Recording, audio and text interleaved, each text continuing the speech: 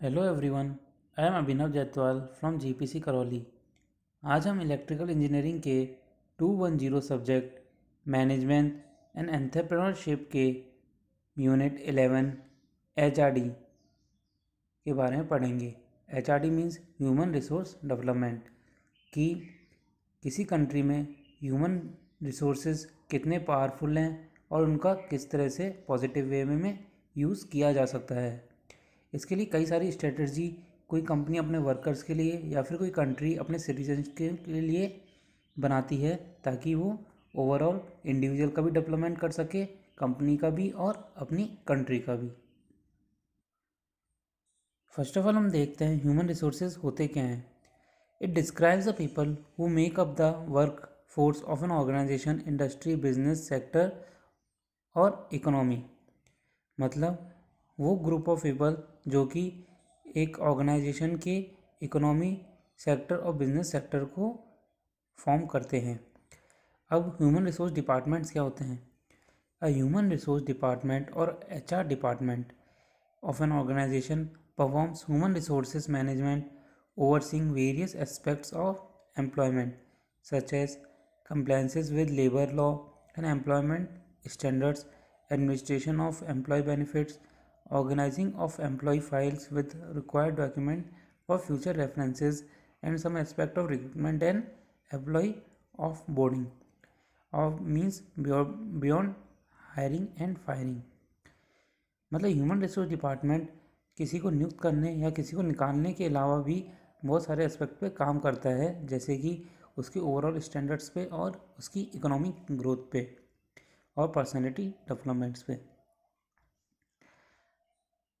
Function of एचआरडीज।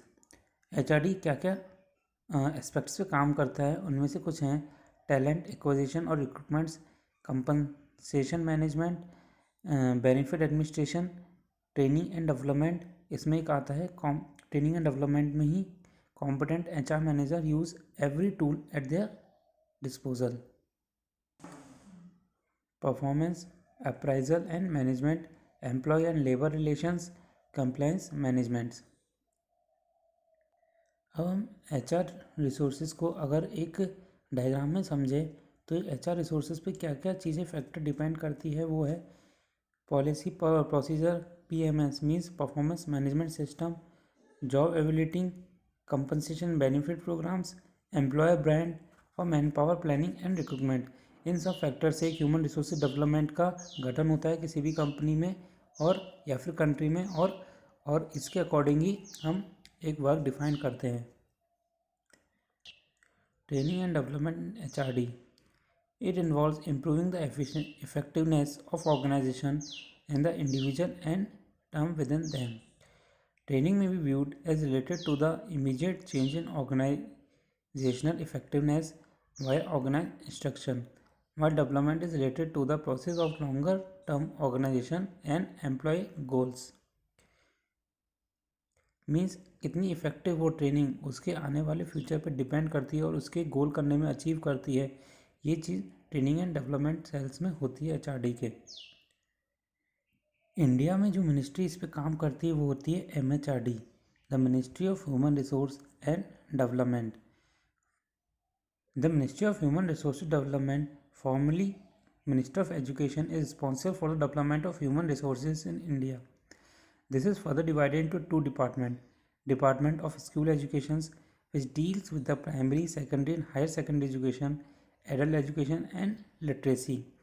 Means MHRD दो भागों में डिपार्टमेंट्स से फर्दर सब डिवाइडेड है। पहला है डिपार्टमेंट ऑफ स्कूल एजुकेशन, दूसरा है department of higher education. Department of school education में primary school, secondary school, higher secondary schools में एजुकेशन का काम किया जाता है, जबकि डिपार्टमेंट ऑफ हायर एजुकेशन में यूनिवर्सिटीज़ के काम, टेक्निकल एजुकेशन काम और स्कॉलरशिप के काम को किया जाता है। अब हम एक ओवरव्यू लेंगे मिनिस्ट्री का। इसका हेडक्वार्टर शास्त्री भवन में है, न्यू दिल्ली में। एनुअल बजट जो 2020-21 में पास हुआ है वो है 99,312 करोड़। मिनिस्टर जो अभी एमएचआरडी के हैं वो है mister Ramesh Pokhriyal. Deputy minister हैं संजय शर्मा। और जो एग्जीक्यूटिव्स हैं वो है first R Subramanyam, that is IAS, and Reena Roy IAS. Website for help is mhrd.gov.in. Next topic है HRD इंडस्ट्री. इंडस्ट्री में कैसे परफॉर्म किया जाता है HRD का. In order to maintain a competitive edge in marketplace, or your company must invest in training and development of your employees. Human resource development focuses on both training employees for their current jobs and developing skills for their further roles and responsibilities. Strategic HR includes HRD expert can customize the training and development program that you need to ensure your employee are equipped to achieve optimal performance both today and for tomorrow.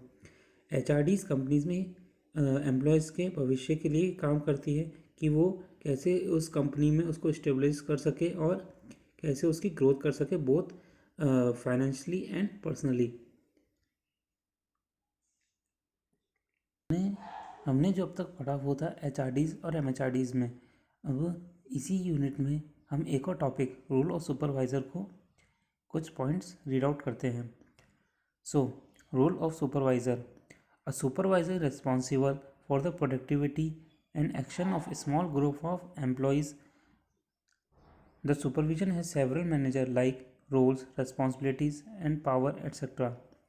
As a member of management, a supervisor's main job is more concerned with uh, uh, controlling and observing work rather than performing it directly. Means एक supervisor एक responsible होता है company में ये देखने के लिए काम सही समय पे हो रहा है, सही वर्क सही प्रोसीजर से हो रहा है और सही क्वालिटी का हो रहा है.